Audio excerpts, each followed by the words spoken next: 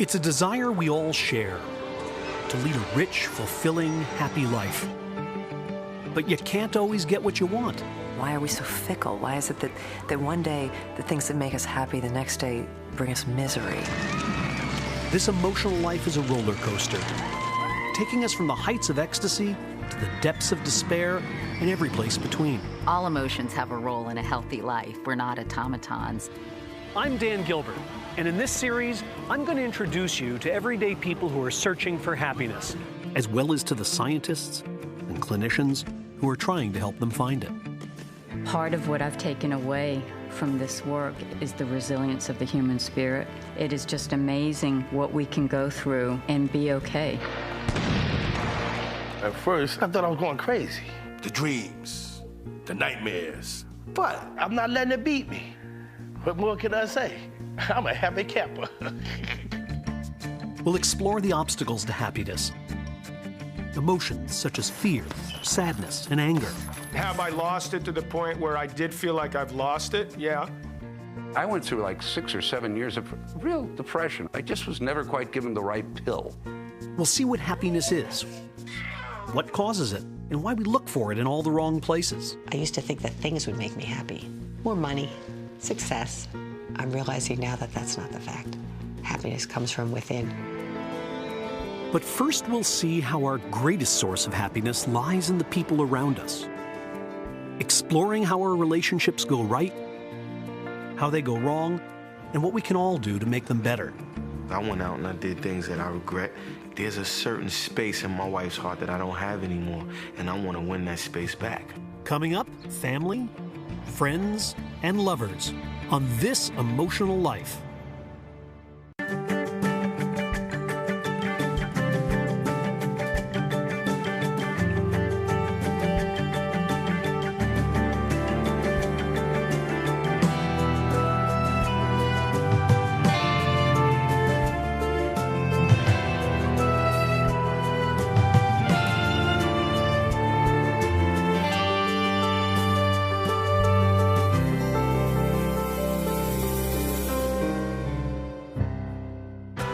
This program was made possible by the Corporation for Public Broadcasting and by contributions to your PBS station from viewers like you. Thank you.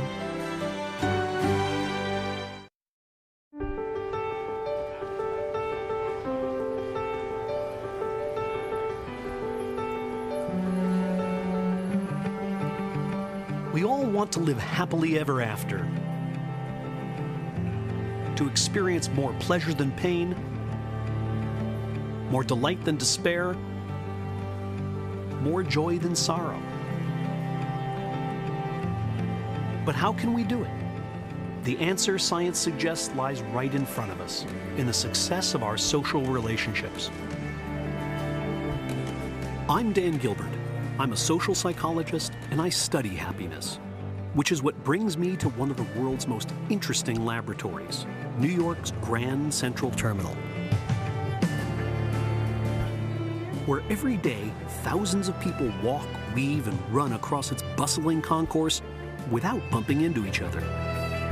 They sense where others are going, they move to let them get there. It's a masterpiece of human choreography. Why does this matter? Because the skills that allow us to navigate a crowded train station are exactly the same skills that allow us to navigate the complex world of social relationships. And as scientists now know, successful relationships, more than any other factor, are the key to human happiness. I think that relationships are everything, and having the right people around you is everything. The thing about friendship is you got to work on it. You got to keep that connection. You can't let it die, because it dies, it's over, man. Gangrene. The fragility of human relationships. A Thanksgiving dinner. You bring the dish. Well, why did you bring the mashed potatoes? You're supposed to make sweet potatoes. You said mashed potatoes. No, I said sweet potatoes. All of a sudden, that's it. 45 years, no talking.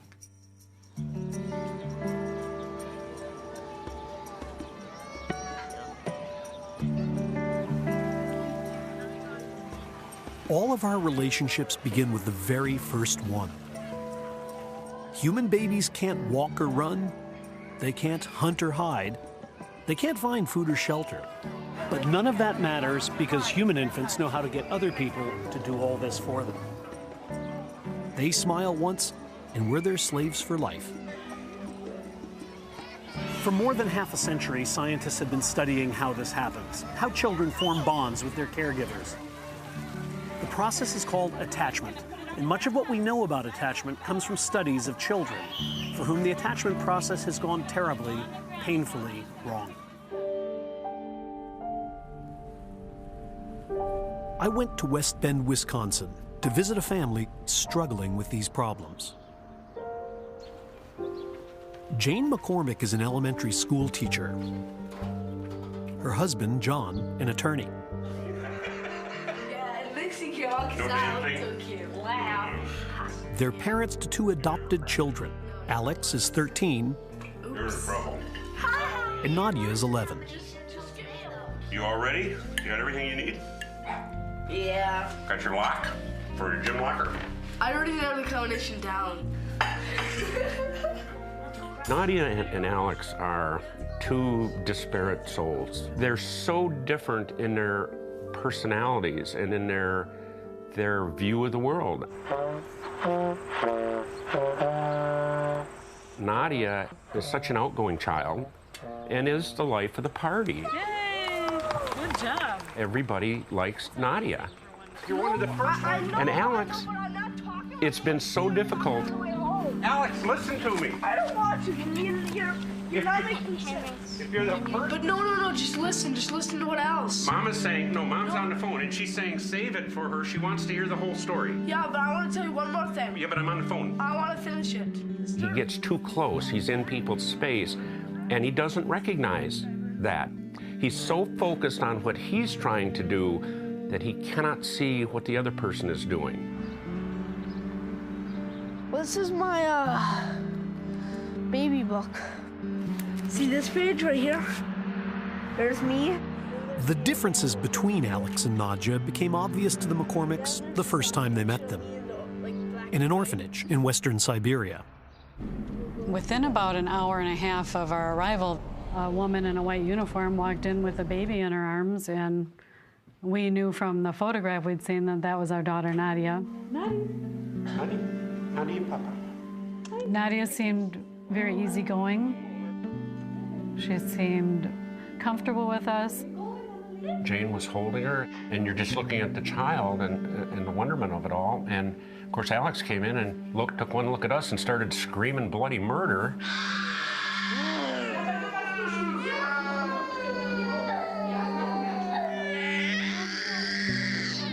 They said that he was very high maintenance, that he was a restless baby was the way they described it.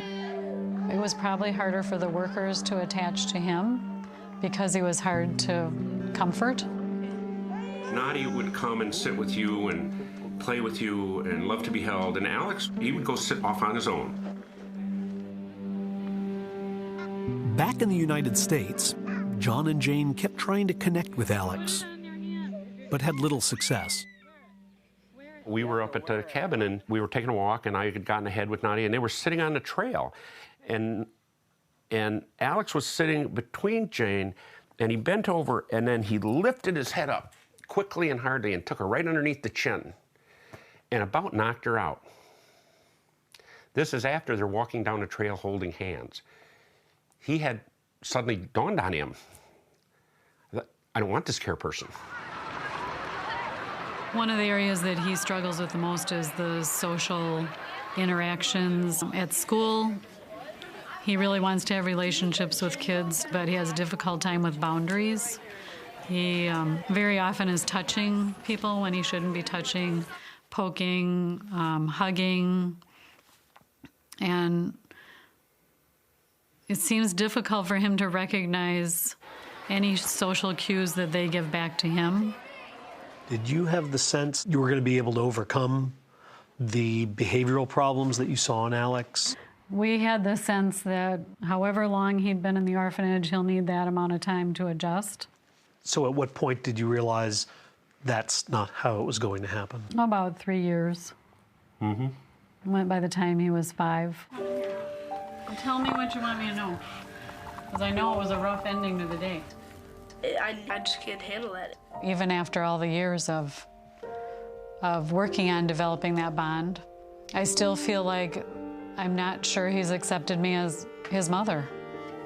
I don't really care. It's terrible as a mom to know your child doesn't love you, will not bond with you. That's terrible. We've looked for diagnoses that would help him.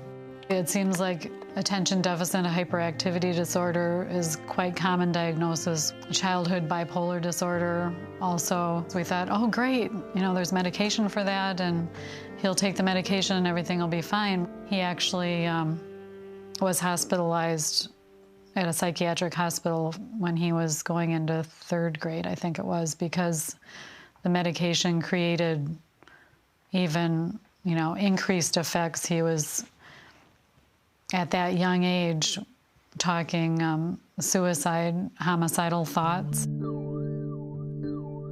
A breakthrough finally came when the McCormicks heard about a professor at the University of Wisconsin who was studying other Eastern European orphans with emotional problems just like Alex's.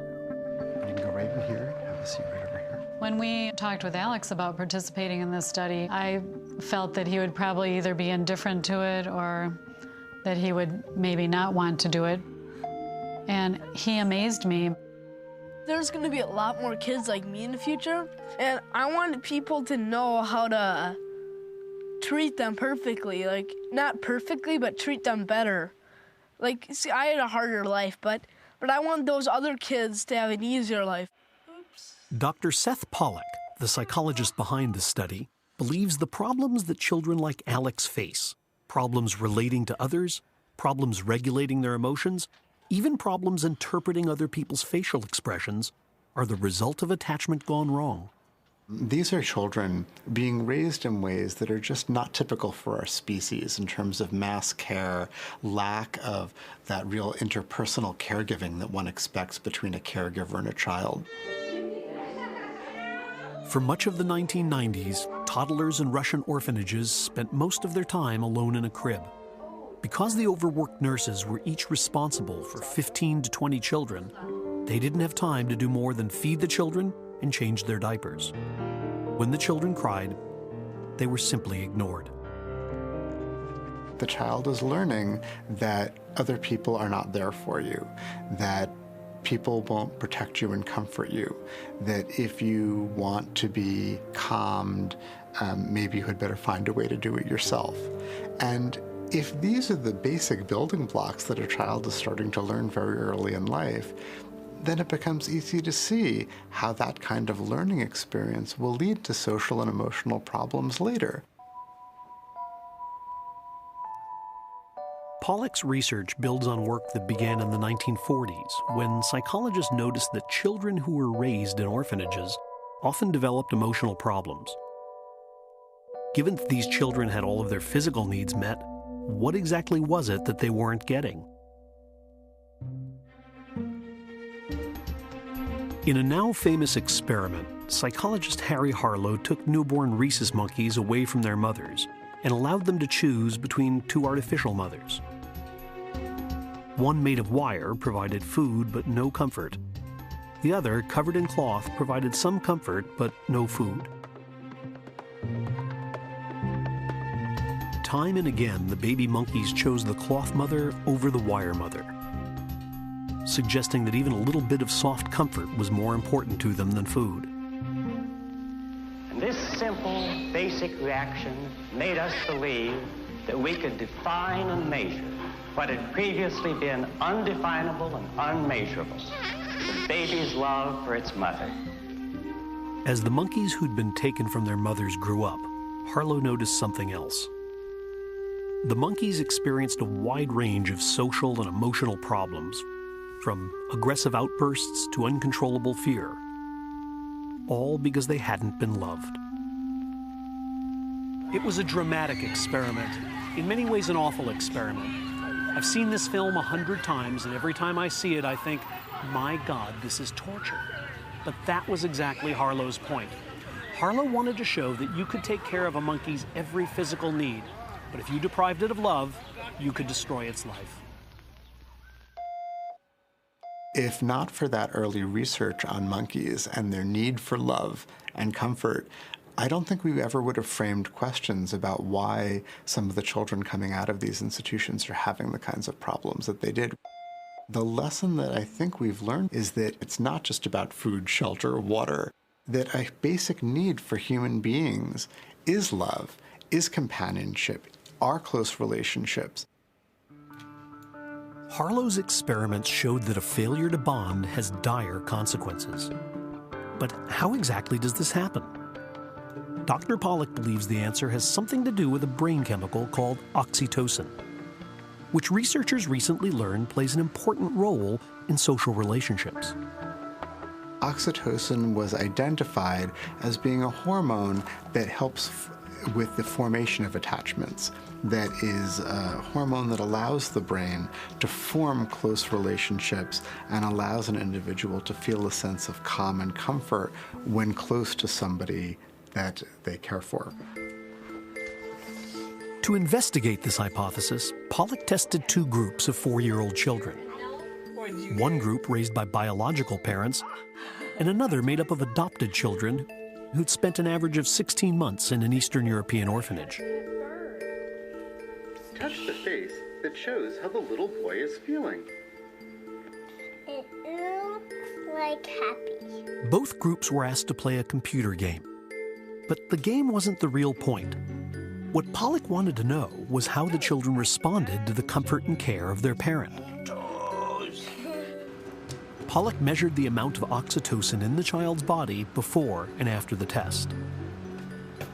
Among children who were raised by their biological parents, oxytocin levels shot up. But the children who were raised in orphanages showed no oxytocin increase at all. The kids with the early neglect never showed the oxytocin release even with their mom. So something that should have resulted in an increase in oxytocin, physical comforting from a parent, did not. That's you. You choose one for mommy. Choose one for me? And put it on. There are many reasons why children who've been neglected as babies find it hard to form secure relationships as adults. But Dr. Pollack's results seem to identify one of the biological mechanisms underlying the problem. The key behind the oxytocin, and this is just my speculation, is it's about reward. Love could be a lot like a drug. It's something that we crave, and when we take it, it results in pleasurable, rewarding feelings. If being close to someone doesn't have that rewarding value, it's not going to have the same meaning. And so I think the big question to ask here is, when your early relationships have been disrupted, do social relationships have the same reward? These studies suggest that a child's brain is, to some extent, molded by love. That we are, in a very real sense, wired to connect. Family is above everything. It's above the individual. It's above independence. There's sort of a required self-sacrifice for the family. I grew up in a very passionate family, a very loud family, lots of kids. There's always people, what was it about your childhood that caused you to act like this? As much as I'd like to blame my parents, I can't do that. There were two people there who are older than me, who gave me money and fed me. I'm sure they did love me, you know, but it wasn't like I'd come home, come here, Sonny, come here, ooh, I love you, you know, nothing like that. But attachment doesn't just affect a child's biology. Attachment is a two-way street. And just as children's brains are changed by the presence of their parents, so too are parents' brains changed by the presence of their child.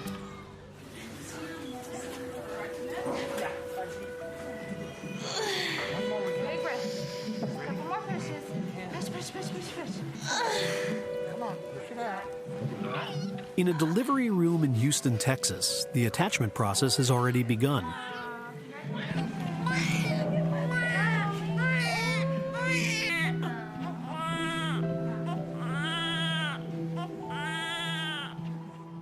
Not once, but twice. You got a buddy in there, huh? Shauna and Jeremy Jones are having twins.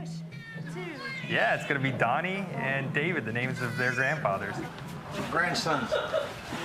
Donnie, this is David. Oh, there he is. Okay, buddy. All right, all right.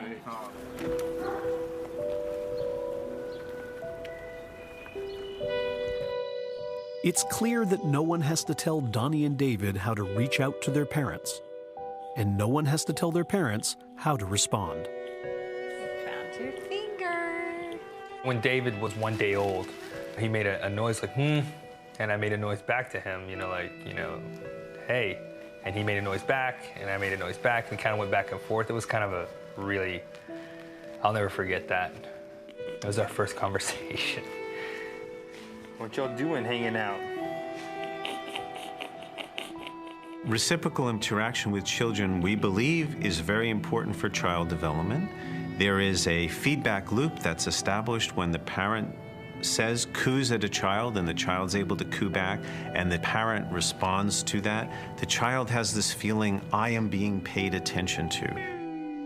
It's like no other relationship with somebody that you meet, you're figuring them out, and this was just instantaneous. Just from the moment that they put them in my hands when they were born. There really aren't any words to describe that. Right. There we go. Yay. Babies are cute in a way that attracts adults. We have almost an innate reaction, a visceral response to seeing a beautiful baby face smile at us. The subtle power of a baby's smile intrigues developmental pediatrician Lane Strathern. In a recent experiment, he set out to investigate what happens in a mother's brain when she sees her baby smile. In our experiment, we wanted to look at what brain areas are activated and how it may differ when the baby's happy or sad. Dr. Strathern brought 28 new mothers into his laboratory and videotaped their babies making a range of facial expressions. Hey.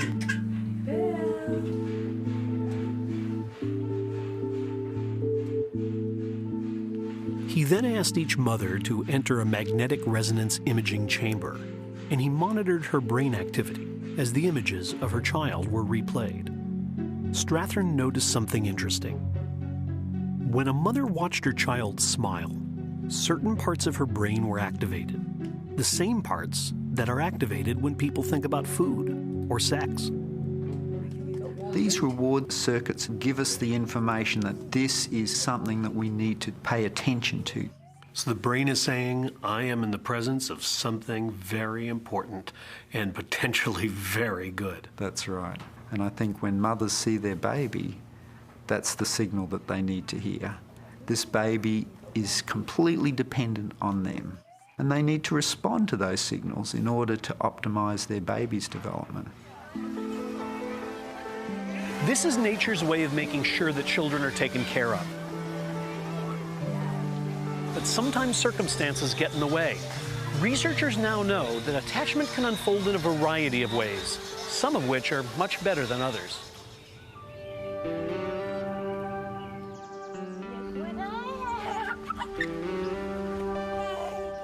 In central Pennsylvania, first-time mother Danielle Fife is eager to give her baby the best start she can in life. But the odds are stacked against her. She's single, living below the poverty line, and gets little help from family or friends.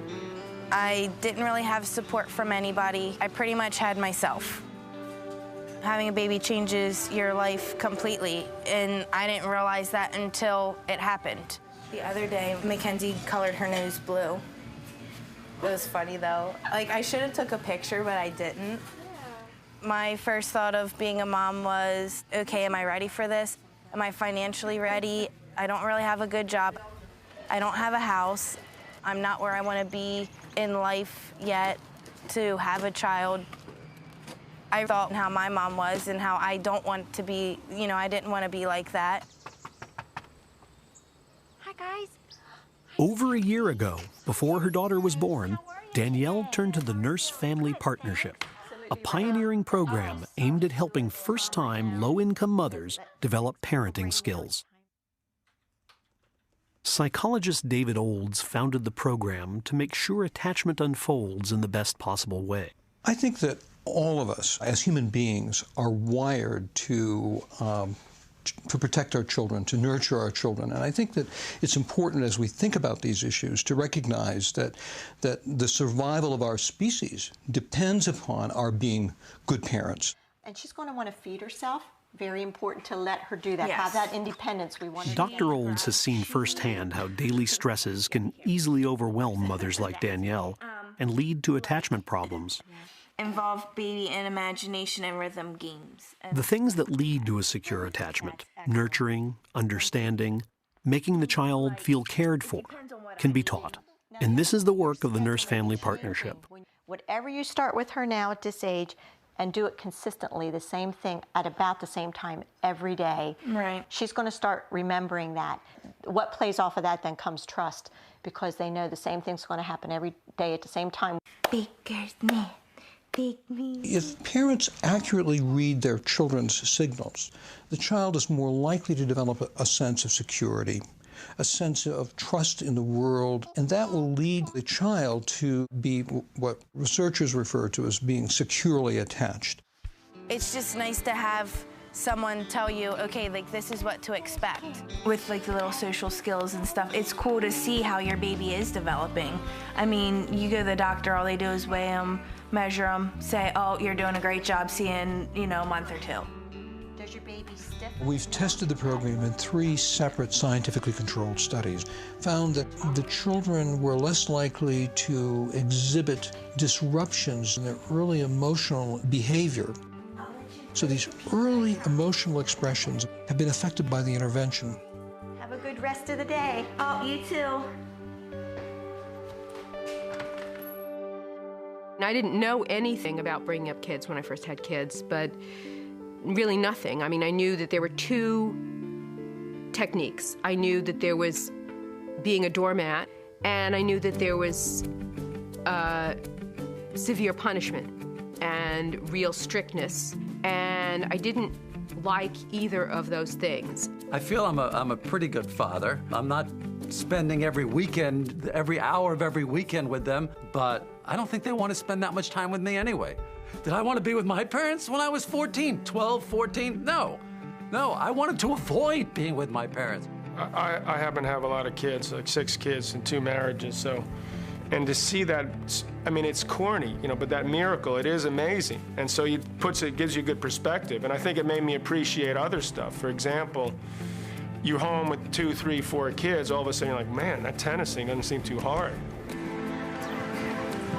Human beings are wired to connect. Many things determine how well we can do this. Our earliest experiences, our temperaments, the circumstances of our lives. But these things don't seal our fates. There's evidence that in even the most extreme circumstances, the capacity to connect with others can develop. And that's exactly what Alex McCormick's parents are struggling to help him do.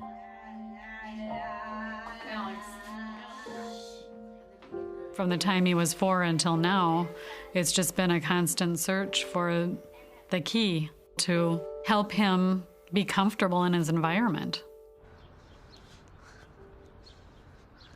Alex has now been diagnosed with reactive attachment disorder, a condition that affects children whose early relationships have been severely disrupted. But this diagnosis raised a question. Why did Alex develop the disorder while his sister Nadja, like most children who spend time in orphanages, did not? One possibility is that Alex lived in the orphanage for 2.5 years, whereas Nadia lived there for just 9 months. Children with very, very short periods of institutionalization later in development tend to look exactly like their peers who were raised with their families of origin. Another possibility is that Nadia, who was naturally happy and outgoing, simply got more attention than her less sociable brother did. You have the opportunity to create a bonding relationship, but it's still exceptionally difficult the older the child is. They've learned not to trust. Hey, buddy. One of the people we found The only one that's truly helped us out of a variety of them in terms of psychological care is a man by the name of Ray Kinney.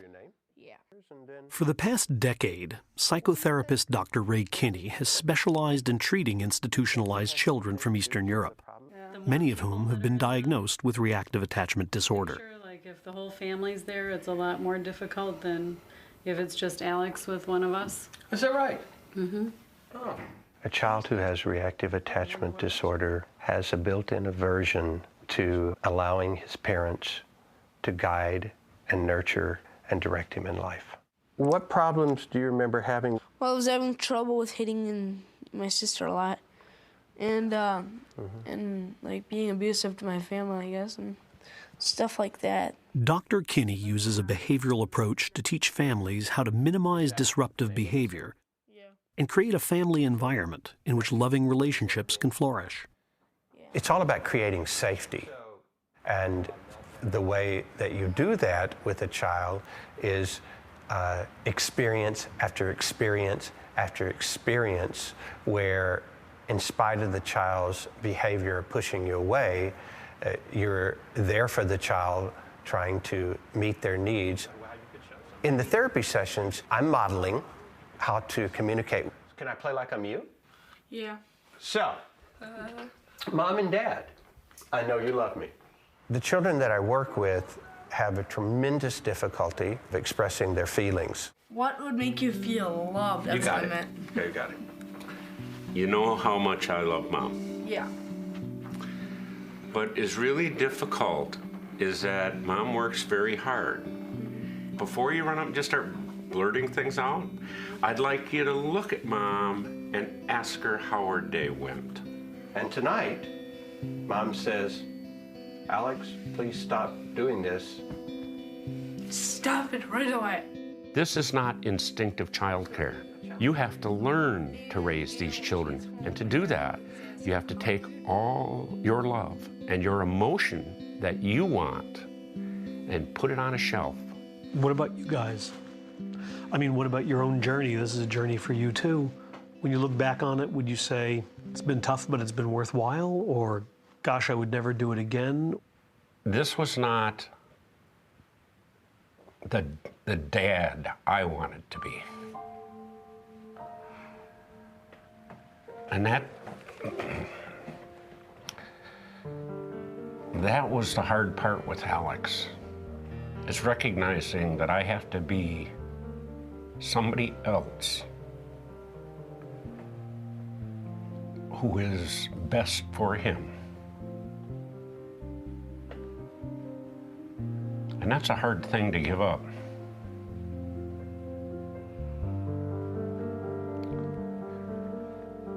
But maybe that's what being a dad is. You had a hard time trusting your new parents. Yeah. That's what I think. And I'm really eager to find out how that's going now. Yeah. Actually, it's that I know of. It's been going a lot better lately. Do parents need love? Yes. They do. Yeah, I think we all do, right? So we got to make sure Mom and Dad are getting their fair share. They need some of your love. So let's find out how you can show some. Maybe even if it doesn't feel natural, you could practice it. I think of these children as really quite courageous.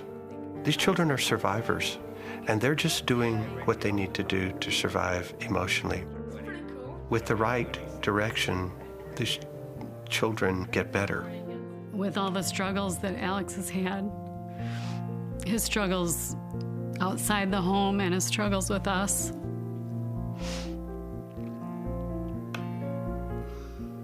it's never been an issue of love.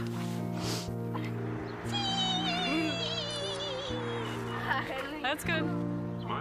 In looking at Alex's changes in the beginning to end, it's often difficult to see them when you're involved with it day to day.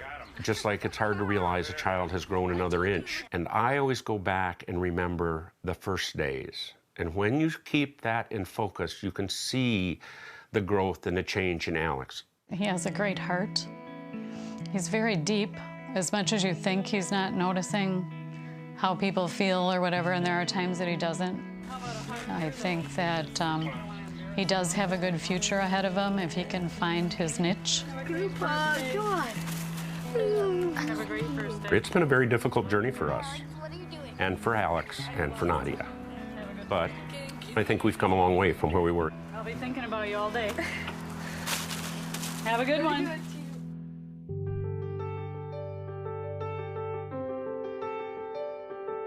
Without my friends, I would be a squashed bug on the street. I feel safe with them. I feel like they have my best interest at heart, so they'll tell me things that are hard to hear, and then they'll tell me things that are really, really nice to hear. What I look for in friends is loyalty, and that doesn't mean that you have to endorse everything I do, but it means that there's a fundamental honesty and a willingness to go the distance with someone. I think I was 19 years old when I was shooting a movie on location in Utah. And so I'm getting paid to do a job. I've got cash in my hand. You know, I'm a working actress. I could go out and buy whatever I want, and I was desperately lonely. Got a lot of friends? Oh, yeah. How many? 3. I don't have a lot of friends.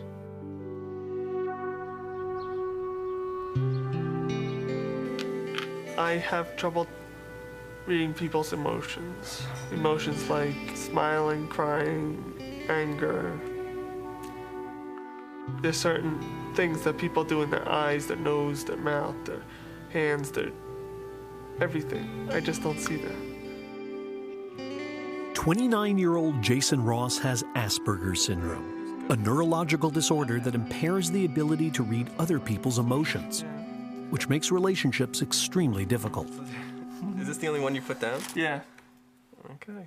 Since I have Asperger's, I don't know when people like me and people don't like me. It makes me feel frustrated. I felt that something was not quite right with Jason. Almost from the day I brought him home from the hospital, his responses were not as quick as they should have been. As Jason grew up, the nature of his problem became increasingly clear. He was bright, healthy, but just couldn't connect with other people. Jason, let's see you do the basket.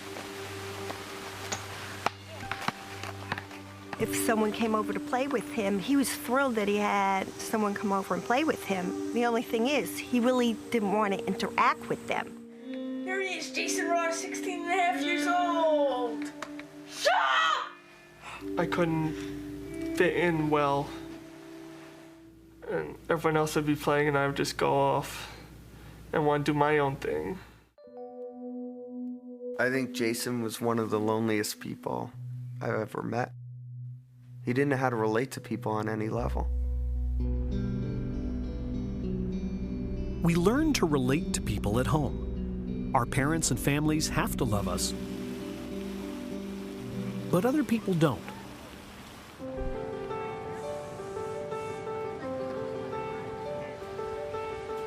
As important as family relationships are, in some sense, they're just practice for what comes next.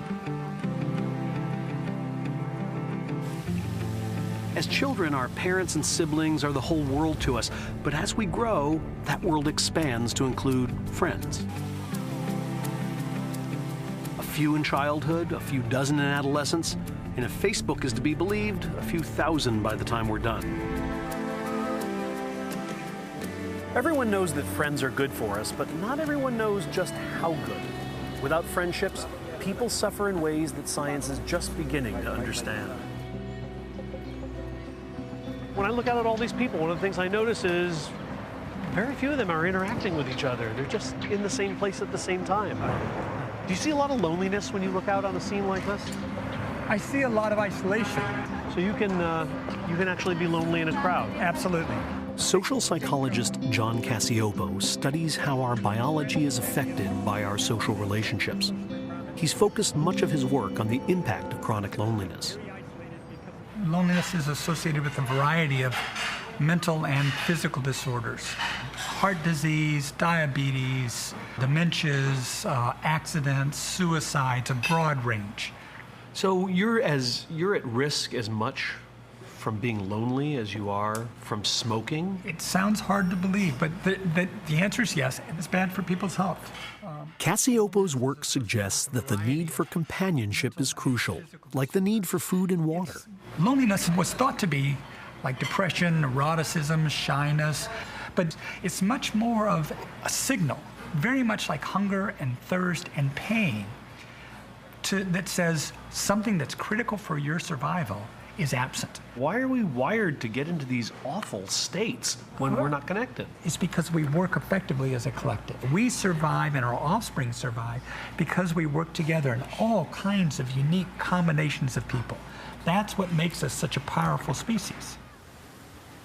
Scientists who study human evolution speculate that the main reason why we have such big brains is that they allow us to interact with others, to distinguish friends from enemies, to cooperate with large numbers of unrelated people.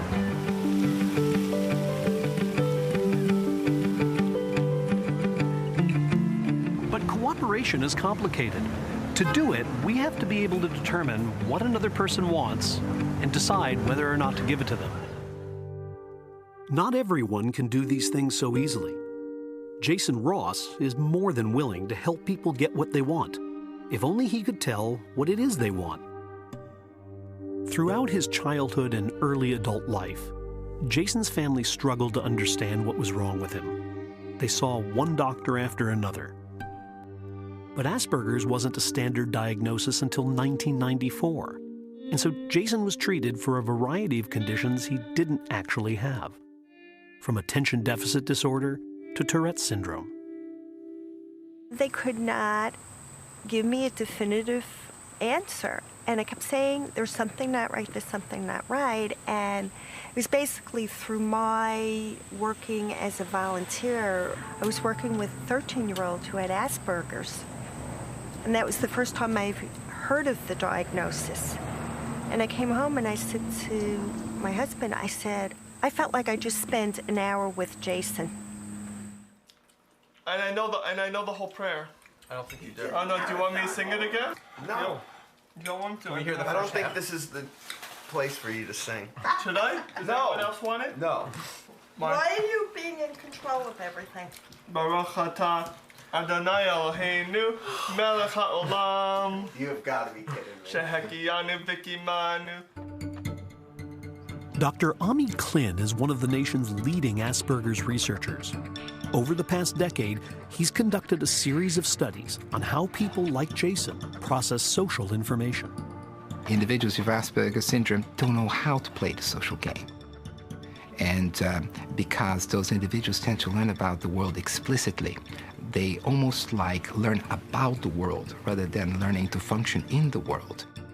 Jason, so nice to see you. Thank you for coming. We asked Jason to visit Klin's lab, where he watched scenes from the film Who's Afraid of Virginia Woolf. God damn you! The action of that movie happens in people's faces. Hi! It happens in people's posture. And it often happens not when somebody was speaking to another, but in the reaction of another. And started thinking that maybe it wasn't such a good idea after all, that maybe Georgie boy didn't have Using a specially developed technology, a cap fitted with miniature cameras, Dr. Klin and his team can actually watch the film from Jason's perspective. Those cameras film the movements of Jason's eye as he's watching the movie, and from that we can deduce what it is that Jason is actually focusing on. This cross is showing us that Jason is actually looking at this light fixture a lot in the background, whereas many viewers would be spending a lot more time looking at the action of these four central characters and what they're doing and how they're relating to one another. I think it's colored our whole lives.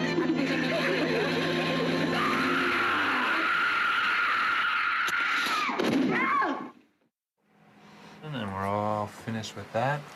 So what did you think of the film? It was pretty good. Yeah? Did you notice anything particular about it? Anything that interested you? Yeah, many things. What were some of those things? The young girl with the blonde hair, she had the big teeth, and I noticed little things in the background. Oh yeah?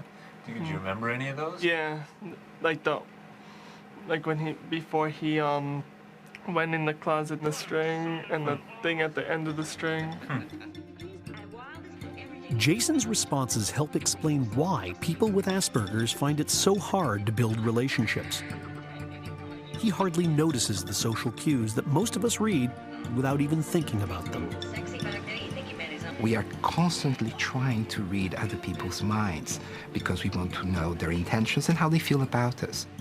If I am not paying attention to those things, if I'm not obsessed in trying to get a sense of what the social situation means, and all that I go by is your words actually might mean exactly the opposite of what you intend. If we can't tell how someone is feeling, if we don't know what their words or actions mean, then we don't know how to behave towards them. People with Asperger's syndrome are rare, but the problems they face are the problems all of us face in everyday life. All of us sometimes have trouble making sense of the social world. After all, who hasn't felt shy or awkward or alienated or confused? The question is, what can we do about it?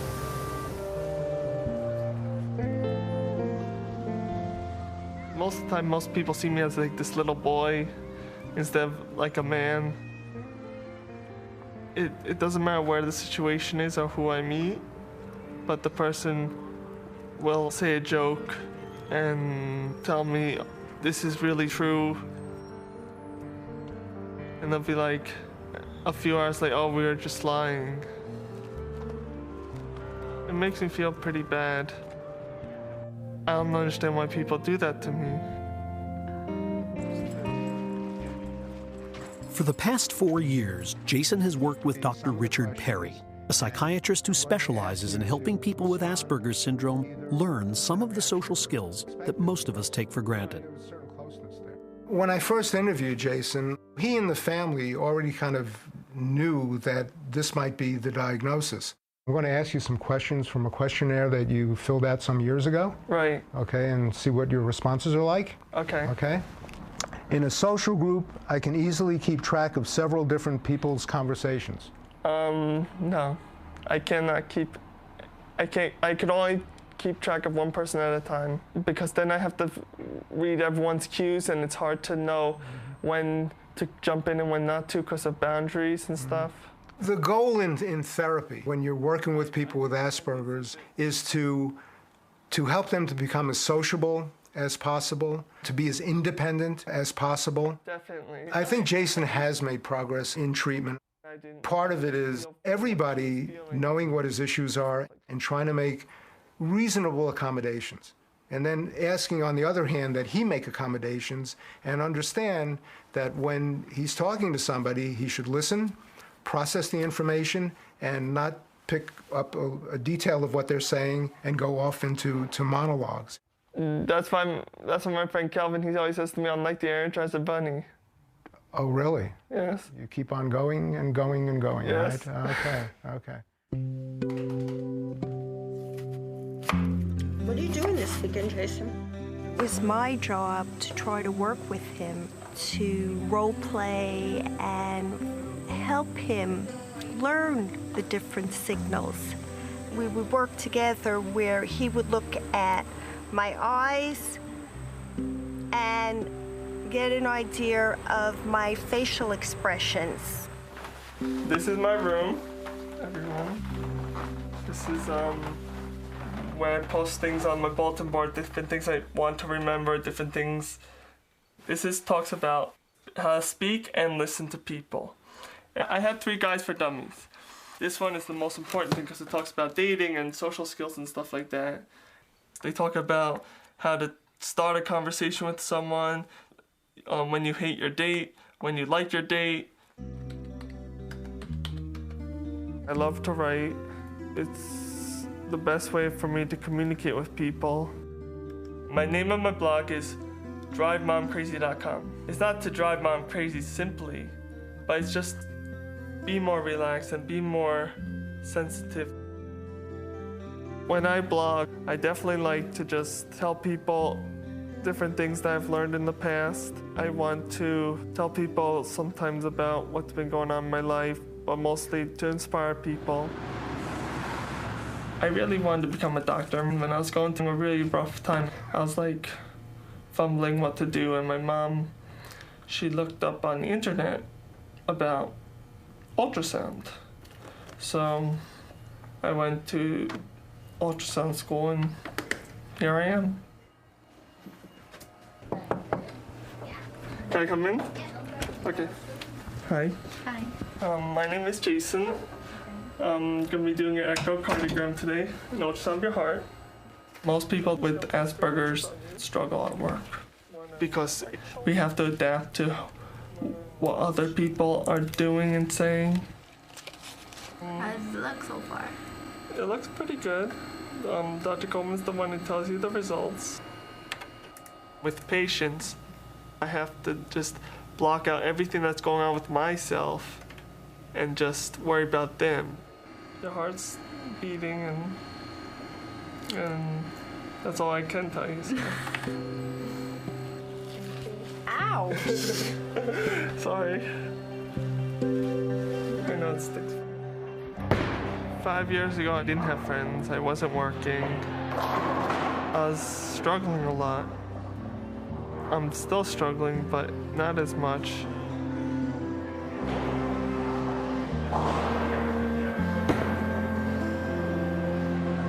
I've been thinking about this one friend that I met recently. His name is Emmanuel, and he has Asperger's too. She wanted me to resend my resume. Yeah? Yes. When I'm with my friend, it makes me feel like I have value. We treat each other like people. After I read it, I can lend it to you. Jason's dealt with a lot of adversity in his life, and he's come such a long way. He really is an inspiration. I'm not saying that to be cheesy or anything in any way. I just want to make sure that people know and that he knows how proud everyone is of him.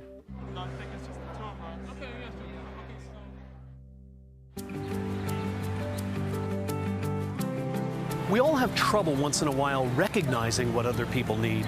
But for most of us, the bigger problem is trying to decide what to do when another person's needs conflict with our own.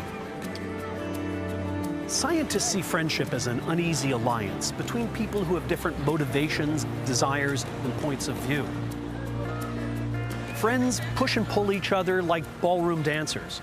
But what starts out as a waltz often ends up as a tug of war between two people, both of whom want to lead, but in opposite directions.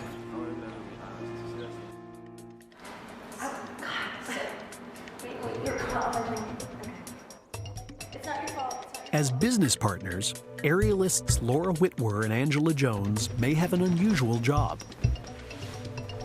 But the tensions they experience are all too common. It's always tricky. It requires a lot of trust. It requires a lot of knowing where the other person is in space, anticipating.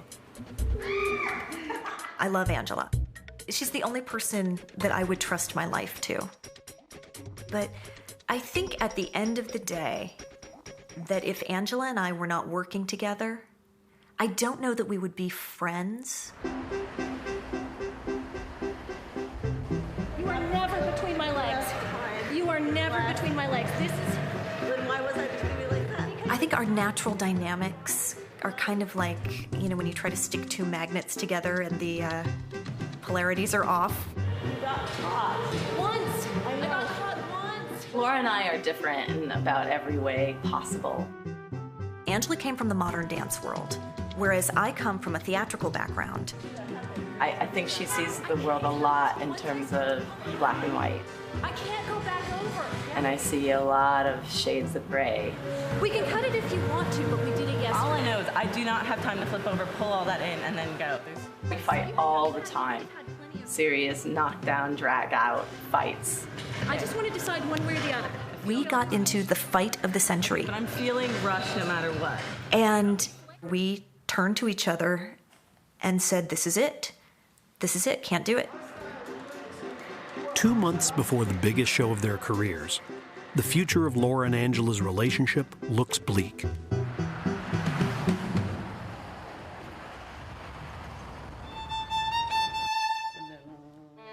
Can people avoid these sorts of workplace conflicts? Dr. Richard Hackman, a pioneer in organizational psychology, thinks that under some circumstances, conflict can be a very good thing. He studied how groups, ranging from airline pilots to the CIA, succeed and fail when they try to work together. Although I do laboratory research, I have spent a lot of time going out into the field to see how groups operate in their real situations. And now he's studying an unusual kind of orchestra. Orpheus Chamber Orchestra is very interesting. There's no conductor. There's nobody on the podium. So what can we see about how conflict is managed, how leadership is handled? Here, the group itself is doing all those things that in a traditional orchestra conductor does. We should decide whether we're going to go yup-up-up-up-bum or yup-up-up-up-bum. We can release like a natural way of not screaming it out. Not a 4, not a 6. Yeah, I just made a mistake. Yeah. I just want some resonance. All right, can we do it again? Let's just hear each other, enjoy it without going each part a little bit selfish moment. I'm going to write down something, not selfish, I don't know. No one say a word about this. Should we go to the end? Well, yeah.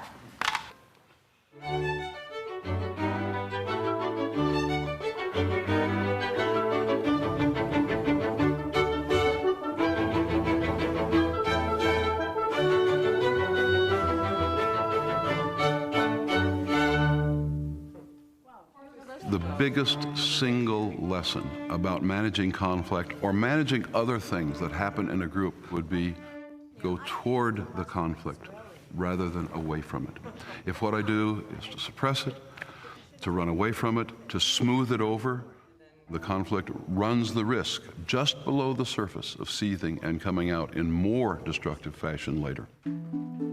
As the deadline for their big show approaches, Laura and Angela seek help from a protege of Hackman's, workplace consultant Dr. Ben Datner. Tell me a little bit how things evolved as far as your respective roles. When we first started, I was the one who had all the experience in corporate events and things like that, because I knew kind of how it all worked, what they were looking for. In the beginning, I did feel like Laura was sometimes giving me the jobs that didn't matter so much.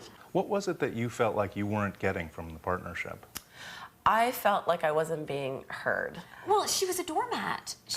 And my natural inclination working on it is as kind of a bulldozer. And then finally, I think I reached a boiling point. And she started to push back.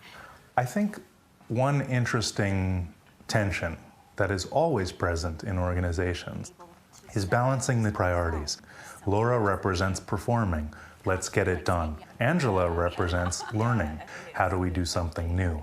And those two things are in tension with each other. Have you ever considered doing something like making one of you more in charge of certain performances? What I encourage them to do is realize that if Laura cedes a little bit on the business and Angela cedes a little bit on the creativity, they can actually have a more integrated partnership. Laura and Angela swap their traditional roles, and for the first time, Angela takes the lead, communicating directly with the client, an airline in El Salvador. I do want to explain my conference call with El Salvador a little bit because they're doing a relaunch of their company. They want a sense of transformation, rebirth, regrowing. Who has the other white still? I do. Okay, this? Yeah. Costumes, put them in your carry-on.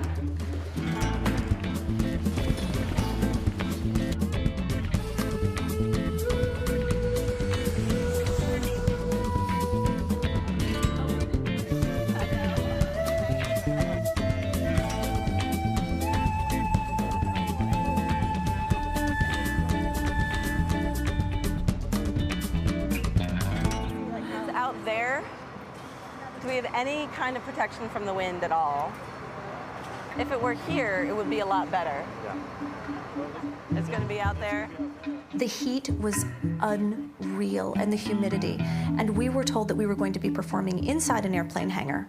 And we were not. We were outside. So it's open to the wind, it's open to the humidity, it is open to bugs. Do we know, Ed, when we're going to get lights? I'm really fighting to just shut up and let her do her thing, because she's stressed enough, and I don't think me trying to manage things over top of her is going to help much, but I'm really having to hold back just because I would just...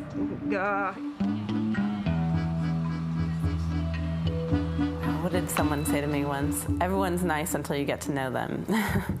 And you just can't get to know a person on a very fundamental level without having a conflict. We needed perspective. The other person was wrong, dead wrong, all the time. And so much of it was just learning how the other person functions in the world and trying to respect it and not change it. For me, I try so hard sometimes to change myself. So just hold until there's a die down of applause. And what I had to learn is actually just to really listen to myself and stay with my opinion.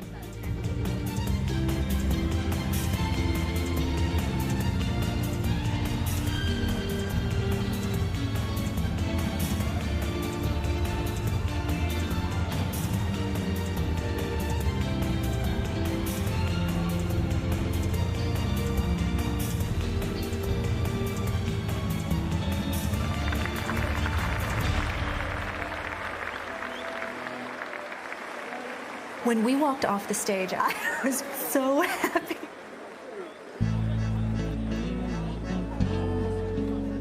For me, it had been more of a kind of a stressful event. But for Angela, it was a real triumph. In the past, I had always been the one to be uber organized, and she wasn't necessarily known for her organization.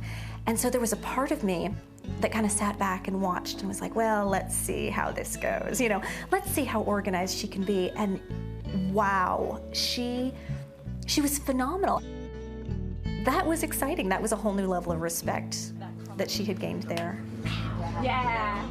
Both of us have gotten much better about understanding where the other person's coming from and what their motivations are. I feel like underneath it, something has really shifted. And that we have a better understanding of each other overall. Some people have suggested that it would be great if we could just avoid conflict and have nice, smooth, harmonious group interaction all the time. 1, not possible. 2, be a bad idea, even if it were possible, okay? Because it is in the conflict that we really capture the differences of perspectives that is the reason for having a group in the first place.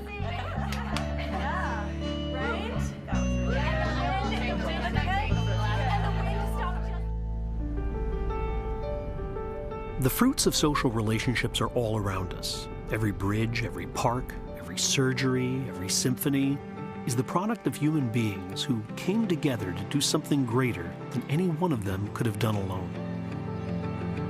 Our big brains give us the skill to cooperate, but that doesn't change the fact that we are animals.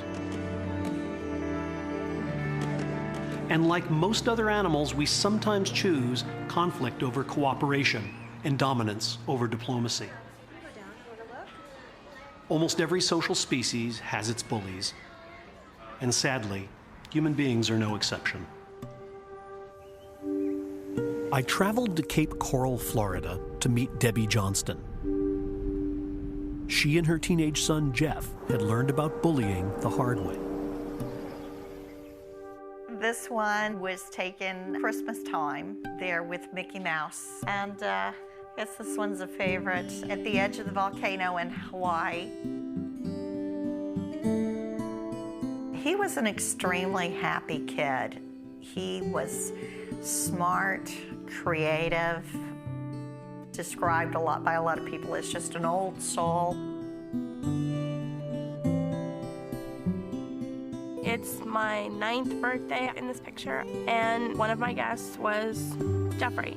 He was like the life of the party. Like, everybody loved Jeffrey.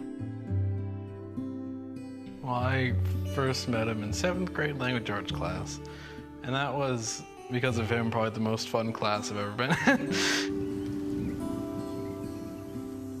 He seems to be a lovely and loved child. So what happened? He was head over heels for a little girl in his class.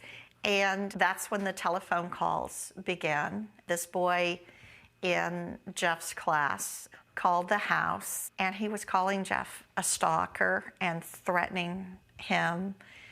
to keep away from her and telling him that everybody didn't like him. This bully just had a unique capacity to go right for the spot that hurt. We want to know about your experiences, and particularly about experiences with other kids in school. For more than a decade, Dr. Jana Juvonen has studied bullying, why it happens, and what can be done about it. She and her colleagues have been tracking 2,300 children in Los Angeles as they move from middle through high school. Who are the coolest kids in your grade? That's number 3. And by cool, we mean popular. Essentially, the bully wants to intimidate, humiliate the victim in the presence of many others. The bully needs the audience. What we find in our research is that bullies are actually considered popular. Often they are considered the cool kids, so they have social status. Other species do that too. That is, if you think about monkey troops, who's the dominant leader? It's the one who has shown everybody else that I'm the powerful, I'm the mighty. So what we have learned about Juvonen's research has overturned a popular misconception, namely, that being bullied builds character. We have learned during the past decade that these experiences of bullying don't help kids develop thicker skin, but often thinner skin. Jeff Johnston was relentlessly bullied for over a year and was extremely fragile when he and his friends set out to design an online game. We've spent weeks and weeks on the game, and the password is given out to me, Jeff, and a few of me and Jeff's closest friends. And one of our friends, I guess, gave it to him, gave it to the bully. He got on there, deleted everything, and then posts like really mean things on there about Jeff. Jeff's a fag, Jeff's this, Jeff's that, Jeff should die, blah, blah, blah, just horrible things. That whole, section of Jeff's life, it was almost like it wasn't erased, it was amputated.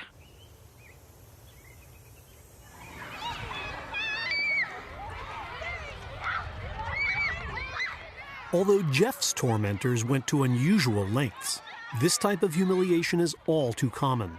About 1/3 of all students between the ages of 12 and 18 report being bullied every year. Does everyone understand what mob mentality means? So what can be done to stop it? In Brooklyn, New York, Blessed Sacrament School is dealing with a bullying problem of its own. When I started here, I would say teasing was done on a daily basis, and it would lead up to weekly intervals of bullying. Internet bullying started. 3 girls were actually involved in it. They were on MySpace, and one of the girls found out the other girl's password, and the other kids on MySpace were going to her page and reading all these horrible things about her. Emotions are great, but unless they're handled well, they're not great. The school turned to Yale psychologist Dr. Mark Brackett. His emotional literacy program trains teachers so that they can help students understand the emotional impact of bullying and respond to it more effectively. Our goal is to teach children how to identify how they're feeling. Frustrated, giving children the words to describe their feelings. What other sort of emotions might be relevant there? Rage. Rage. We see emotional literacy as sort of a protective factor. The most important thing that our work does is teaching children how to handle themselves better. So, for example, they're in a classroom and there's a bully, and the bully makes them feel bad about themselves. What strategies do they have? Because when they can identify how they're feeling, it gives them the opportunity to ask for help. I was always taught in my education courses of don't smile in class till January. You don't want to give them the emotional part of it. Now this guy's coming in telling me, hey, let's show your emotions, share them. These kids all have these emotions, and they're just frustrated because they don't know how to express them. I implement an emotional word every 2 weeks. Empathy, relating to and understanding another person's then I asked the students, can you tell me of a time you felt this emotion? I had a best friend. Everyone made fun of her because she was different. I felt so bad for her. Giving students an emotional vocabulary can help them cope with bullying. But research suggests that the most effective way to eliminate it is to teach students to stand up for each other. But this only works when school authorities send a clear message that bullying will not be tolerated. She didn't call me, she didn't tell me she was sick. We know from playground observation studies that if another kid intervenes, bullying stops within seconds. We also know that very few kids are willing to do that and do that. So what we need to do is to try to address the bystanders, the onlookers. By being somewhat passive, just maybe occasionally smiling, they're encouraging the bully and bullying behavior. But moreover, we have to provide support that enables them to gain the confidence to go and challenge the bully or just stand up for the victim. I don't feel that there is a bullying problem here in the school I'm at today. Students treat each other with common social courtesies. They're empathetic, they're sympathetic, they're respectful. They're just generally nicer to one another.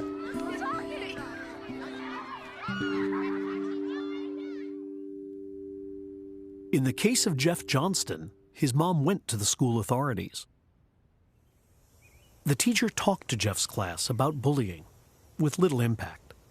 We thought we were doing the right thing, but it only made it worse. What went wrong? Why was the intervention by the school so ineffective? You know, it's just one child's word against the other. Even though you know the truth, because you can't prove it, you can't stop it. The school didn't have the power to intervene with requiring students to get counseling. As the bullying continued, Jeff became increasingly isolated, withdrawing from his relationships with the very people who might have helped him. By the end of 8th grade year, he was a very quiet kid. He would just kind of sit in the classroom and not say anything to anyone. When nobody intervenes, kids are actually interpreting that as everybody approves of what's going on. And that creates a false norm for the group, where people are even more reluctant to go and try to defend or help the victim because they think everybody's accepting of this. Jeff was never the same. That just inner core of happiness that just shone like a light from him was just gone.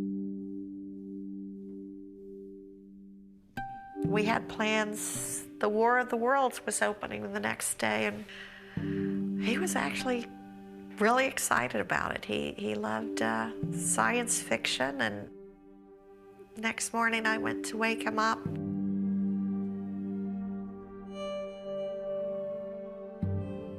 When we opened the bedroom door, we saw him hanging in the closet. He was already gone.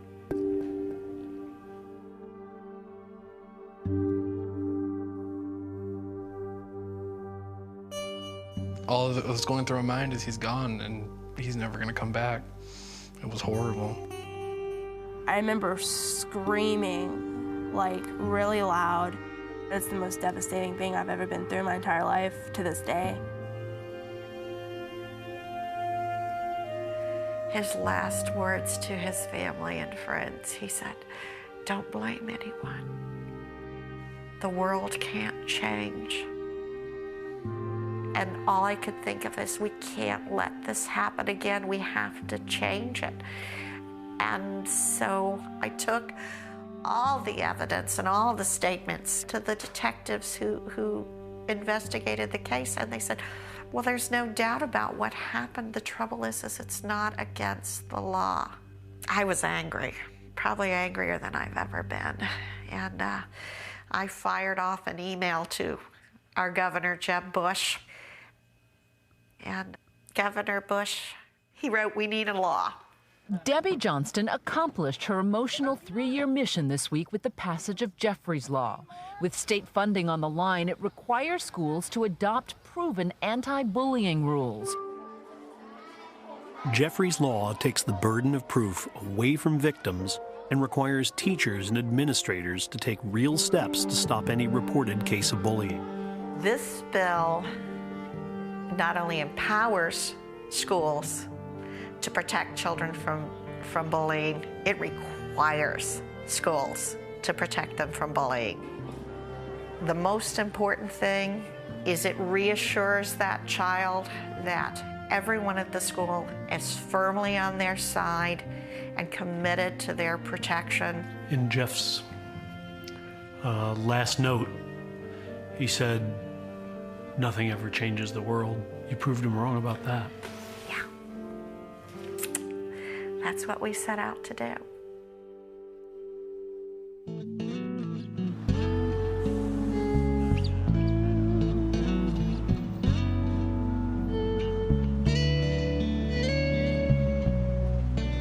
I don't know, I think I fell in love with my wife at first sight.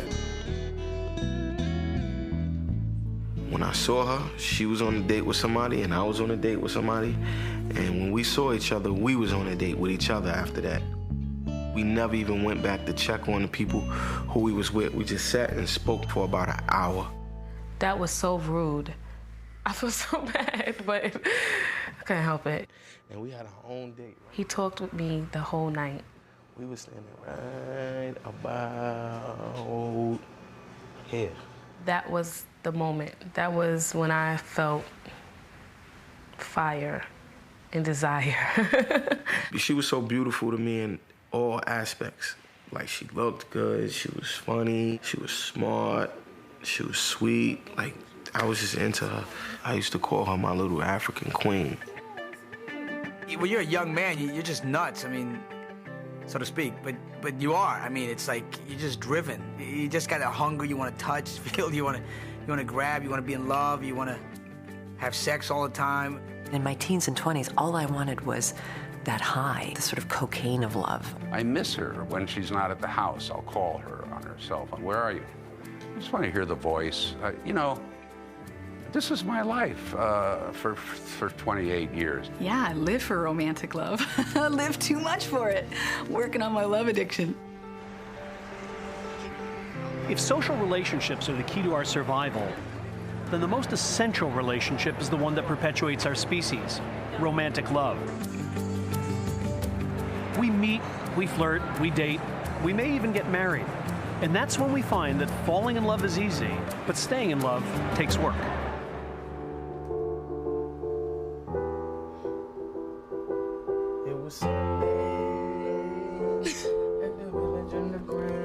Stop it. Phil and Monica have been married for 5 years, and they're trying to figure out how to turn passion into partnership. Then I told her I was gonna marry you, and then we ended up getting married too, like I said. Then we had a lot of kids, because we're married, and that's what married people do. 'Cause you know I love you. That was hot. I love you. Love you too.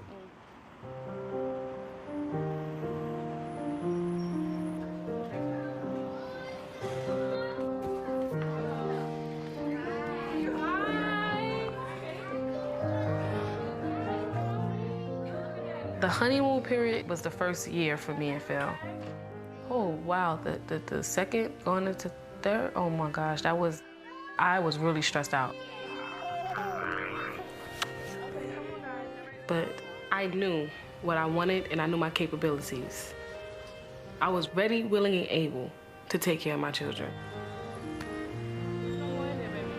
That's not hard to me. The hardest part, honestly, is me and my husband. Sometimes I just want her to myself, and I can't have her to myself. Because we gotta do the kids, you know. And sometimes we don't get to spend as much time with each other as we want to. The evidence is quite clear that people who do have children are less satisfied in their relationship than people who don't have children.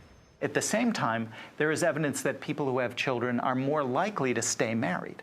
So children have this paradoxical effect whereby it decreases the level of satisfaction within a relationship, but it increases the stability within a relationship. You strike up that defensive attitude in me. Monica, I asked 3 people that know me.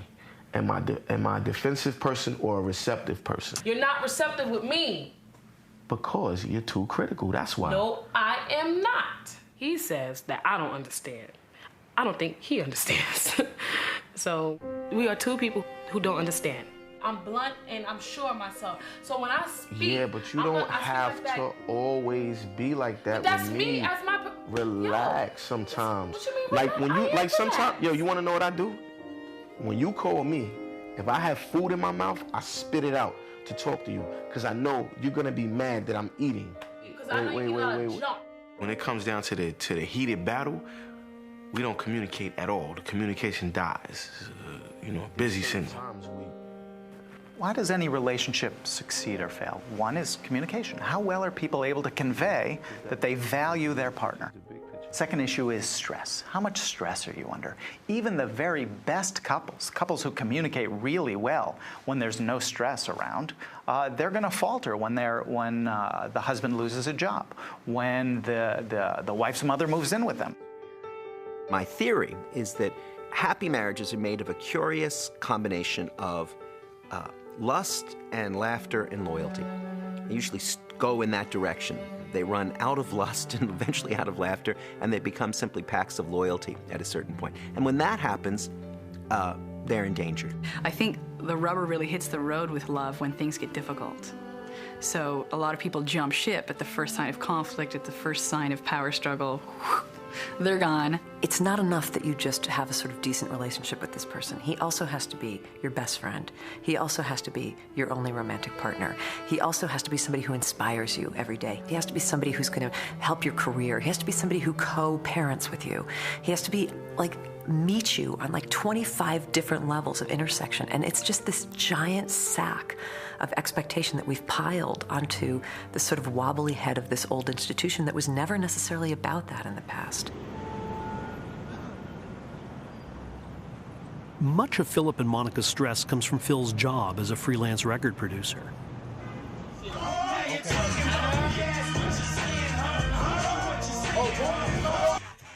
That's the original beat that Jano was rapping over? Yeah. I know sometimes he has to spend a lot of nights at the studio, whether it's producing or engineering. I know that's part of his job. That's what feed us. I don't even want to hear it. I'm going to just freestyle off what he doing. Huh?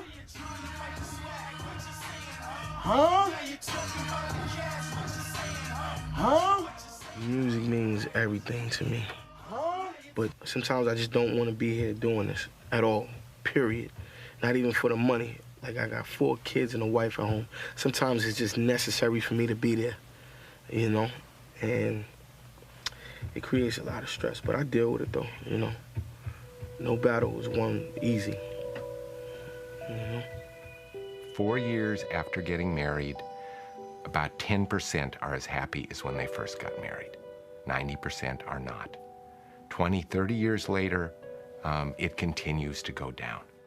I personally believe that the key question about human intimacy that matters is, why do intimate relationships change? How is it that they change? Why is it that we start in a relationship with such high hopes and expectations and have those expectations dashed so frequently? Psychologist Tom Bradbury is trying to understand how relationships grow and change by studying more than 100 newlywed couples who report to his laboratory every 6 months for observation. We focus a great deal in my laboratory on couples' conversations, on videotaping couples talking to one another, observing them for 10 or 20 minutes as they try to resolve a major disagreement within their relationship.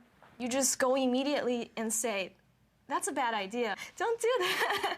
When you tell me your ideas, I listen and try to think about.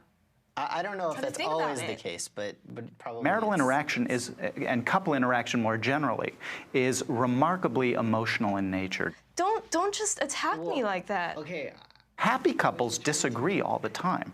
They say things that aren't very nice a lot, but when they say it, they don't say it with a strong negative tone. They are able to pull back on the emotional quality of their critical statements. Relationships revolve around this experience of, am I being understood? Am I being validated and cared for? If couples are able to convey to one another that they understand one another, that they're engaged, that they care about what their partner has to say, that they can even laugh about it and express affection even when they're talking about a problem, well, that turns out to be one of the most powerful indicators that a couple is going to be able to maintain their relationship and keep it strong. How many times are you going to make the same mistake? Sometimes you do things wrong. I don't bother you about everything. Maybe it's just because you're doing everything wrong. Sometimes she would say things that she didn't necessarily feel in her heart, but her anger made her say these things. And I didn't know whether to take these things serious or not. So I started to take some of the things she said serious, such as she doesn't need me. And then I said, okay, I'll go out and I'll make it so that you don't have to be with me anymore. So I cheated. I wasn't really upset the fact that he cheated on me. I was upset about the fact that he lied to me when I asked him. It bothers me when anyone lies to me, but more so when a loved one who I put my trust in, you understand, lies to me. It didn't make me happy because that's not what I wanted to do. I wanted to be with my wife, but she pushed me away so much that I had to cheat. So that was just a struggle within itself, just making the decision on what I'm gonna do. I'm gonna run like I usually do, or I'm gonna stay in and just fight. We know a fair amount of what prompts people to infidelity and with whom and whether they act on it. The two main factors, not surprisingly, are your primary relationship is not going that well and there's good opportunities. In successful marriages, most people don't act on it because it's a violation of trust to the partner. Affairs happen in relationships that have accepted emotional distance, where people are lonely and they're not reaching out toward one another. So that's what has to be rebuilt. Does love really have to be this hard? Some scientists think so. In almost every species, sex is a much bigger investment for females than for males because females have to carry, bear, and raise the young. This basic biological fact may cause men and women to seek very different things in their romantic partners.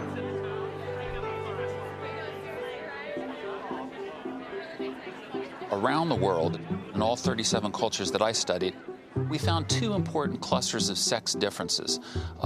One was a cluster that men valued more than women. Youth, men placed a greater premium on physical appearance than women did. It's not that women didn't value it, women do, but they don't value it as much as men. Women placed a greater emphasis on a man's ambition. Does he have goals? Does he have drive? Does he have social status? Is he respected by his peers? Men value cues to fertility, and women value cues to resources. Given these basic differences between men and women, maybe the real question isn't why romantic relationships end, but why they ever last. In Philadelphia, Pennsylvania, Steve and Rebecca Tobias have been married for 40 years, but they've had to deal with some difficult issues along the way. Look at you. This is when we met at college, 1966. No, we met in 65, December. Oh, yeah. This was the following spring. spring. This was the following spring. Right. Oh, here's our wedding. There it is. We grew up together, really, even though we knew each other for 2 years or so before we got married. He said when we met, if you want to stick with me, you have to know that one of the things I want to do is travel around the world with a backpack someday. They traveled together across Europe and North Africa and settled in San Francisco, where they renovated an old house together. I love this one. Yeah, We have two sons, born 2 years apart. I love that. Steve and Rebecca seemed to have it right. They were doing many of the things that research tells us are critical to a happy marriage. what it takes to have a relationship that is vibrant and lively and exciting, turns out from the research so far, we know at least two things that bring in the positive. One is what's called capitalization, and that is getting excited about your partner's successes and building on them, capitalizing on them. The other is making your life together exciting. Dr. Art Aaron has been studying what happens when couples share novel and exciting experiences. I'm going to tie your legs and your arms together. In his laboratory, he asked some couples to do a familiar task, and he asked others to do something he felt confident they'd never tried before. Go.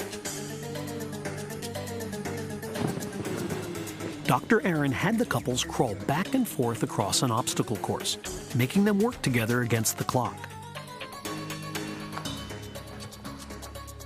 There was even some success if they made the time limit, and we always rigged it so they did. Tom, you made it! Congratulations! It's not surprising that this somewhat silly task gave couples a few minutes of fun. What is surprising is that a few minutes of fun actually changed the way these couples interacted and felt about each other. What we found is that those couples who spent the 5 minutes doing the exciting, novel, challenging activity had a substantially greater increase from before to after in their reported love for their partner. We think the process is basically one of association, that when you do something novel and challenging, it creates an exhilaration, an excitement in your life. If that's done with your partner as a team, then that novelty and challenge is associated with the relationship. But novelty alone is not enough to sustain a marriage. Partners must also fulfill each other's needs. And sometimes their needs are in conflict. I had low self-esteem, and I had a lot of anxiety about work. When I'd come home, it was like a cloud over the house. I would brood. I'd be unavailable. I'd be not present. We moved several times because of job changes. So the instability and insecurity around our future made me very anxious and stressed. I think at that time, I might have thought it's mostly you. The problem's mostly you and your insecurities. You didn't think you had a problem? I don't know that I thought I had a problem. Oh, really? Yeah. When you were very depressed, you would come to me from this needy, kind of sad point of view, and that wasn't very attractive. You didn't approach me as a strong man. I was angry, and I thought, I'm not going to take care of you in this way.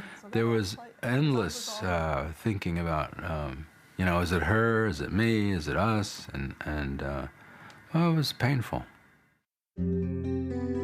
Steve and Rebecca set aside their problems and buried themselves in the hard work of raising a family.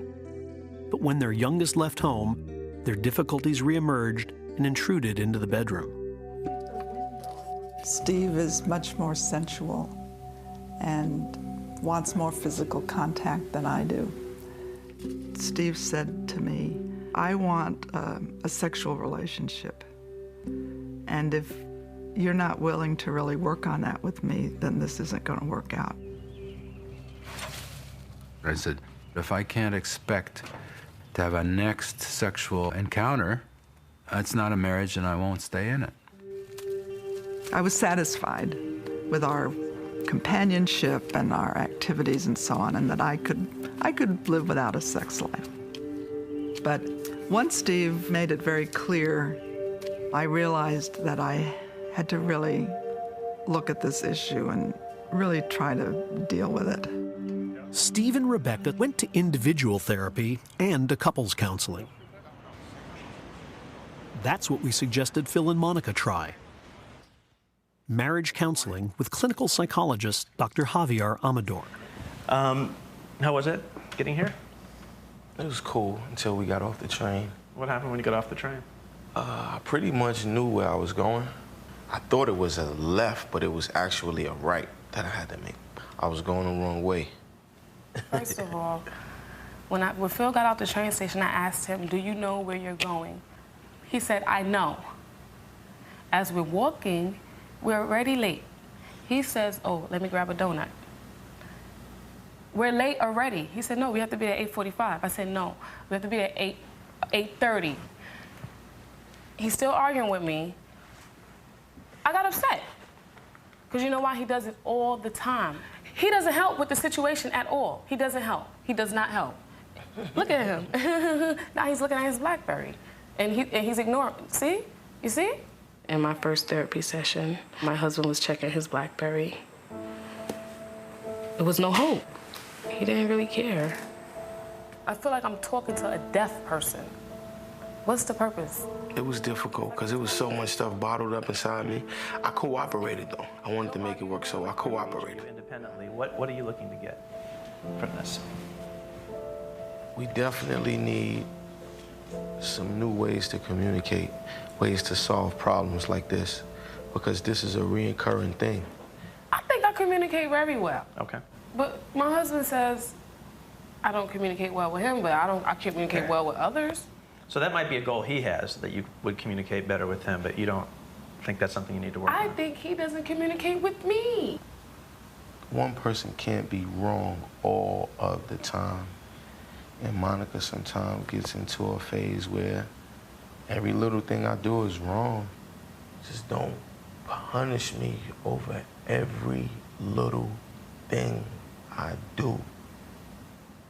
For me, it's so important to see a couple argue and get a clear picture of whether they're arguing in a way that is destructive or a way that's constructive. You can argue in a way that brings you closer to the person you're arguing with, where you feel respected, you feel like they're listening to you, you feel the love that brought you together. They were arguing in ways that actually pushed them further apart. On Monica's part, it was raising her voice and pointing out her criticisms.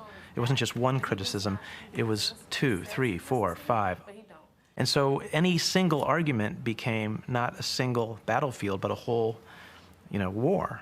All he sees is yap, yap, yap. Of course it's going to sound like yap, yap, yap, yap if you're not listening. Phil understandably got overwhelmed and couldn't keep hearing it. From his perspective, everything, as he put it, he did was wrong, so why say anything at all? Now, on his side, he was doing something that can be a very effective, positive strategy, which was kind of, quieting down, stopping, not talking. But he did it to the point where it really became an expression of his anger, where it became a passive-aggressive strategy. Like, I played a lot of basketball in my life. Sometimes you end up with a team where there's maybe 1 or 2 people on a team pointing out everything that's wrong, arguing, running down the court when we should be playing defense. Marriage is not basketball. Wait. Let me say one thing. Okay. I'm going to get him motivated and I'm going to get him amped up to win the game. I'm not going to keep criticizing him, because you want to know what I find? When I keep criticizing my small forward, he's going to shut down. He's not going to listen to me. We were so far down, that particular road where you don't know whether you're going to make it or not. I was very far down that road.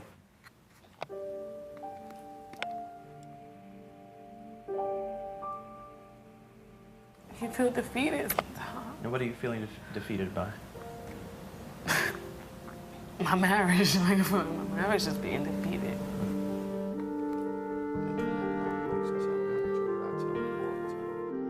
I married very impulsively. I divorced very thoughtfully. Changing your life is, by the way, very expensive, complicated, unpleasant business. And I don't think people do it until they feel like the alternative is worse.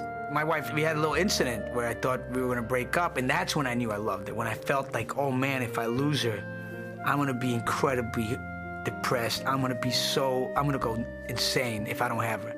So that's when I knew, I love this woman. I can't lose her. I better clean up my act and fix things really fast. I have never worked to keep a relationship going. I'm just the opposite. The first betrayal, I walk away. I was there with my wife-to-be. And it's always great when you go to couple sessions, therapy. You pray to God that your lover screws up in front of the doc. You see what I have to put up with? Relationship issues are the primary reason why anybody seeks any kind of counseling in the United States. So we naturally have to ask, does that work? Do people realize benefits from that? Laboratory studies show that it does work. Basically, that's what you said, right? All therapies focus on making conflict constructive and getting people to talk about what their needs are. And for many couples, just those two things are a revolution in the relationship. We've done research now on what to look for in an effective therapist. If the couple really feels that they can talk to this person, the person is not judging them, and it feels safe, and there's really a connection. It's that rapport between the therapist and the client that really creates the magic of therapy. Do you think all men cheat? Can I ask you that question, honestly? Do I think all men cheat? No. I said to myself, damn, I didn't come into this relationship to make her unhappy. I came in here to make her happy and be her everything. And when I was doing my cheating thing, I really didn't care about my relationship anymore. I didn't care. I felt like she didn't want to be with me. Right now, I just feel like punching her. You still got an open wound there. Oh, hell yeah. Okay. Of course. I think then... I don't trust him. I would never trust him like I trusted him before. Never. You want to? I don't know. I can't answer that question right now. I have to think about that. I suspect that, the long list of complaints you have maybe wouldn't be so long if you were feeling more trust. The fact is, if you can't trust your husband, how can you stay with him? I agree. I'm not telling you you should trust him. I'm not telling you you should not trust him. I'm telling you that what I see as an underlying issue for the two of you as a couple is rebuilding that trust if you can. Okay? I don't think anybody ever gets over being cheated on. I think that damage to the trust is always going to be there. The question is it there as an open wound, or is it there as a scar? I think that for Monica, if she can't forgive and take the leap of faith to trust again, there can't be a relationship. It was the fact that he lied about what he did. I don't know if Monica sees what was happening in the relationship and her contribution to it. It doesn't absolve him of the ultimate responsibility by any means, but it broadens the sense of responsibility in terms of how do I relate to my partner. Have a seat. No tricks right now. What are you doing? Why are you sitting there?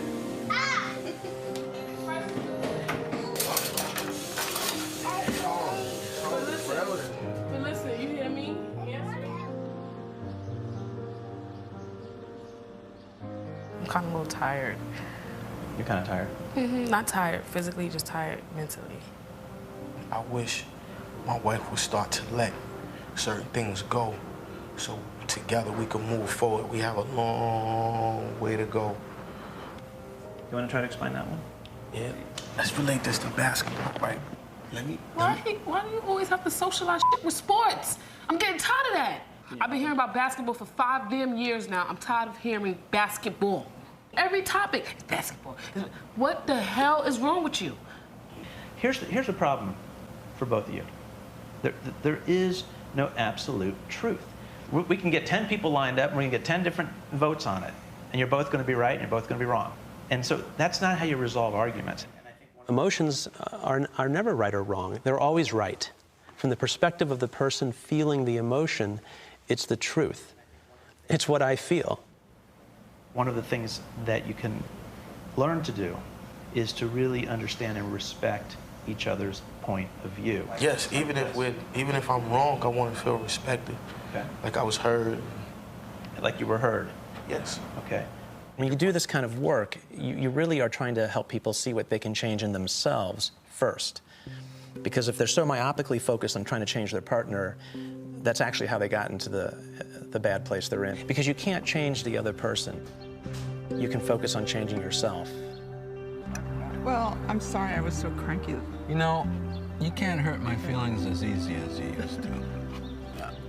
I had this image that to be really competent, you're an administrator, you're an executive. And so I spent, I don't know, 12 or 15 years trying to be a middle manager and really not doing it well, doing it very poorly, and getting depressed. I think the one thing that made the big difference was finally letting go of that idea of making a lot of money or being a big shot. I'm doing a much less ambitious kind of work, and I'm getting a lot of pleasure. I do counseling now. I see people who are hurting, and I'm good at it. And it feels good to do it. We don't have much on the list. I grew up with a misunderstanding of what sex was all about. The views that I had, even from very young in my life, had to do with the role of the woman as being there to meet the needs of a man and to not meet her own needs. At times I did think, this is too hard. I just want out of this situation. We build up a whole world and a whole idea about who we are. I'm a person who, you know, has these points of view, and I see the world in this way. And then I had to shed all of that. Right. I had to shed all of this years and years and years of an idea of who I was and how I related to men and the whole thing. And it was very hard. Yeah. But it was worth it. Was it? I'm only sorry I didn't do it sooner.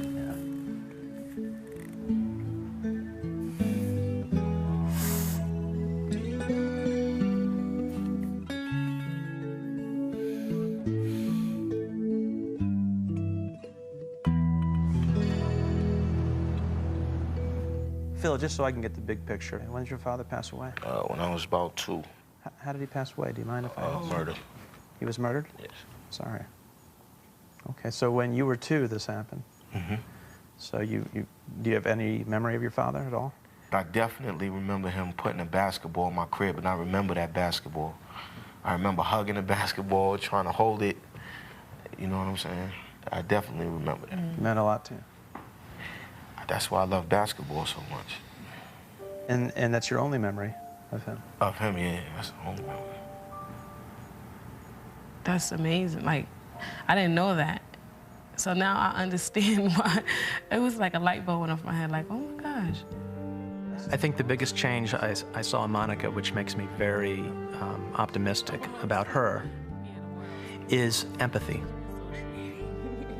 And with that realization, you know, the love she has for him, and it was apparent in the moment that she had it, that this was where she was motivated to change. I wasn't letting him express himself. I wasn't basically listening to him. Listening goes a long way when you listen to somebody. It really does. And sometimes it's better to listen. Be the receiver, because you'll learn a lot more. I'm only one person. I'm doing everything in my power right now to go to the next level and to move forward or whatever. Good. Then you're not going to mind that I'm giving you 3 hours of homework between now and the next time we meet, right? 3 hours? Okay. Can you have one date? Ooh, a date? Can you have a date? Yes.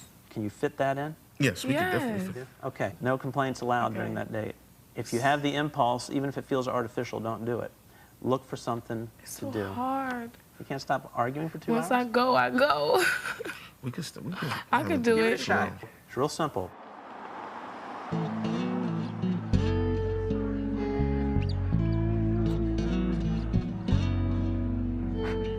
My date with Phil, it was nice. It was really nice. We haven't did that have we ever done that before? We had to think. Thank you. For just me and him and candles, the last time I think we did something really romantic like that was at our wedding.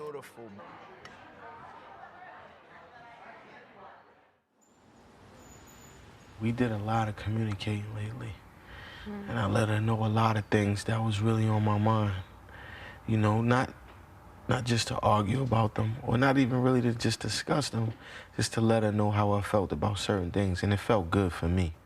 I think Phil's epiphany was that he can't just shut up and let it all settle down. That when he stops talking, it makes Monica crazy. He's learned that he's got to find a way of communicating that she can hear. I'm going to be receptive to those things that she says, and I'm going to say what I want to say back. I don't take it as criticism. But I am very optimistic for Monica and Philip, because there's a great deal of basic respect and admiration and love. They really appreciate each other. My wife told me, she said, you know what, you're a good husband. When I told Phil he was a good father and a good husband, I told him he was both, he felt real good. I said, you know what? I started looking around. I said, you're right. That was the best gift she ever gave me.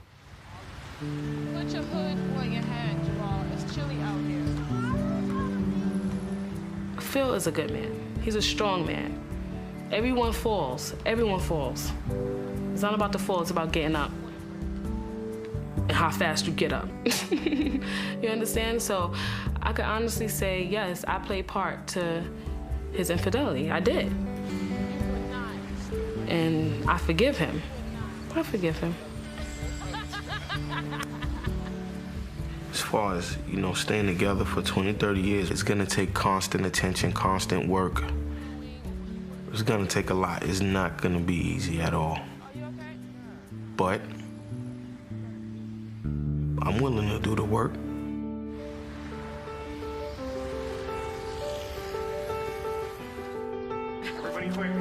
Mother, father, son, daughter, husband, wife, partner, friend. These are the one-word descriptions that tell the stories of our lives. When we come together as family, as friends, as lovers, we become more than the sum of our parts. We're the most successful of all the animals on our planet because we're the most social, and that's why each of us is inextricably bound to others. In the end, those social connections, those bonds, are what it's all about. When they're strong, we're happy. When they're threatened, we worry. When they disappear, we suffer. In many ways, navigating the social world is more complicated than a voyage to the moon. But it's the journey we have to take. Because whether we like it or not, our happiness is in each other's hands.